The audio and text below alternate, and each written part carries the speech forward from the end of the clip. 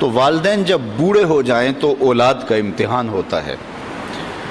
اور والدین کی ساری خدمت بھی اولاد کرے لیکن صرف ان کو کچھ معاملات کے اندر نظر انداز کر دے اور وہاں اپنی مرضی کرنے لگ جائے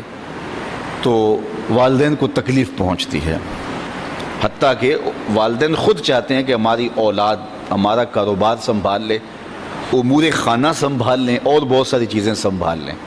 اور بعض اوقات اولاد اتنی سمجھدار، سنجیدہ اور متین ہوتی ہے کہ وہ اچھے انداز سے، بہتر بلکہ انداز میں سنبھال لیتی ہے، لیکن والدین کو اگر وہ نظر انداز کریں اور کسی معاملے میں پوچھیں نا تو ان کو ایک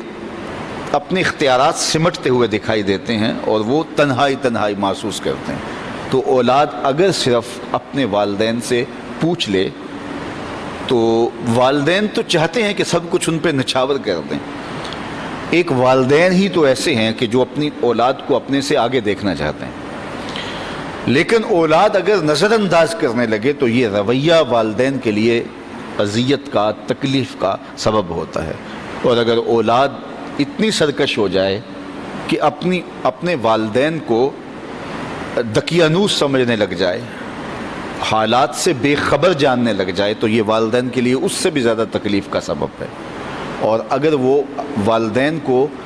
مداخلت بھی نہ کرنے دیں تو یہ تکلیف اور زیادہ بڑھ جاتی ہے، اور زیادہ اذیت بڑھ جاتی ہے۔ اللہ کے محبوب کی خدمت میں ایک شخص حاضر ہوا اور اس نے حضور کی بارگاہ میں شکایت کی، اور وہ یہ تھی کہ میرا بیٹا اپنی چیزوں کو جو ہے وہ مجھے ہاتھ نہیں لگانے دیتا۔ تو آقا کریم علیہ السلام نے اسے بلایا اور فرمایا کہ یہ تمہارا باپ کیا کہہ رہا ہے؟ تو اس نے کہا کہ حضور اس کی عمر ایسی ہو گئی ہے تو یہ چیزیں خراب کر دیتا ہے۔ تو آقا کریم کی چشمان اقدس سے آنسو ٹپکنے لگے، اور آقا کریم نے فرمایا کہ ایک وقت تھا کہ تو اس کی چیزیں خراب کرتا تھا اور اس نے کبھی نہیں تمہیں روکا تھا، یہ دوبارہ وہ چیزیں لا کے تمہیں دیتا تھا۔ تو حضور نے اس وقت ایک تاریخ ساز جملہ ارشاد فرمایا، انتا و مالو کا لابی کا، فرمایا تو بھی، تیرا مال بھی تیرے باپ کا ہے، وہ تیرے مال میں، تیرے معاملات میں جس طرح چاہے تصرف کر سکتا ہے، اللہ نے اس کو اختیار دیا۔ تو ماں باپ کی خدمت یہ سعادت مندی کا راستہ ہے، اور ماں باپ کو نظر انداز کر دینا، ماں باپ کی بے ادبی کرنا، ماں باپ کی توہین کرنا،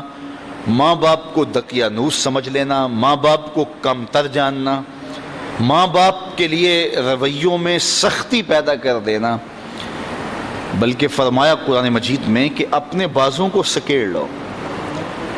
پرندہ جب اڑتا ہے اور اڑان بھرتا ہے تو بازو پھیلاتا ہے اور پھر وہ اڑان بھرتا ہے، اور جب اس نے دوبارہ زمین پہ آنا ہوتا ہے تو بازوؤں کو سمیٹتا چلا جاتا ہے۔ تو بازوؤں کو سمیٹتا ہے تو وہ زمین کی طرف اترتا ہے۔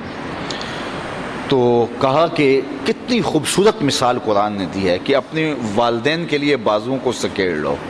تم افسر ہو، تم مفتی شہر ہو، تم حاکم شہر ہو، تم بہت بڑے بزنس مین ہو، تم علامۃ الدہر ہو، تم صاحب تحقیق ہو، تم صاحب فتویٰ ہو، تم عقل و بینش کے امام ہو، تم بہت بڑے دانشور ہو،